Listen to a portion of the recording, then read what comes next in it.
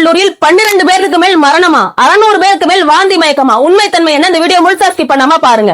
மலம் கலந்த தண்ணீரில் உணவு சமைக்கப்பட்டதா, மாணவர்களுக்கு பரிமாறப்படக்கூடிய உணவுல மலத்தண்ணீர் கலந்திருந்ததா அப்படிங்கிற ஒரு பெரிய கேள்விக்குறி ஏற்படுத்தியிருக்கு. நாமக்கல் இருக்கக்கூடிய எக்ஸல் பொறியியல் கல்லூரியில் கிட்டத்தட்ட 400-600க்கும் மேற்பட்ட மாணவர்கள் வாந்தி மயக்கம், 9க்கும் மேற்பட்ட மாணவர்கள் பலி அப்படிங்கிற செய்தினால இந்த செய்தி போலி செய்தி, இதை பரப்பியதுக்காக நிறைய யூடியூபர்ஸ் வந்து கைது செய்யப்பட்டிருக்காங்க. இதோட உண்மைத்தன்மை என்ன அப்படின்னா, 128 பேர் கிட்டத்தட்ட வாந்தி மயக்கத்துக்கு உள்ளாகி இருக்காங்க. உயிரிழப்புகள் இல்லை அப்படின்னு கல்லூரி நிர்வாகம் சொல்லியிருக்காங்க. இது இருக்கக்கூடிய உண்மைத்தன்மை என்ன? ஈகோலை அப்படிங்கிற பாக்டீரியா கலக்கப்பட்ட உணவு அப்படிங்கிறது பரிமாறப்பட்டிருக்கிறது கன்ஃபார்ம் பண்ணிருக்காங்க. அந்த ஈகோலை பாக்டீரியா மனித கழிவுகளை, விலங்கு கழிவுகளை மட்டுமே இருக்குங்கிற செய்தி வெளியாயிருக்கு. லட்சக்கணக்கில் ஃபீஸ் வாங்கக்கூடிய கல்லூரி நிறுவனங்கள் ஏன் இந்த மாதிரி தரம் கட்ட செயல்களில் ஈடுபடுறாங்க? இதை கேள்வி கேட்கறதுக்கு சுகாதாரத்துறையும் இதை இன்ஸ்பெக்ஷன் பண்றதுக்கு ஏன் தவறி போனாங்க? இதுக்கு சுகாதாரத்துறை, மருத்துவத்துறை, தமிழ்நாட்டினுடைய அரசுங்கிறது வேடிக்கை பார்த்துட்டு இருக்கா.